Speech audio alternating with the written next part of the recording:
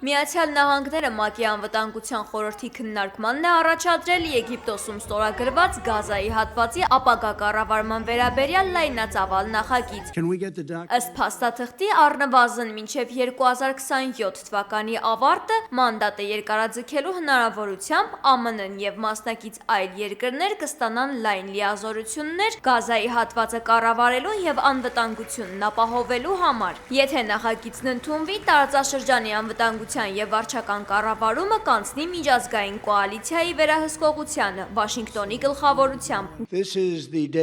Գազայի հրադադարի համաձայնագրի ստորագրման առաջին փուլը տեղի էր ունեցել հոկտեմբերի 13-ին Եգիպտոսում, որին մասնակցել էին մի շարք երկրների ղեկավարներ։ Ըստ ԱՄՆ-ի ներկայացրած նախագծի, միջազգային ուժերը նաև պարտավոր են ոչնչացնել Գազայի ռազմական ենթակառուցվածքները և կանխել դրանց հետագա վերականգնումը։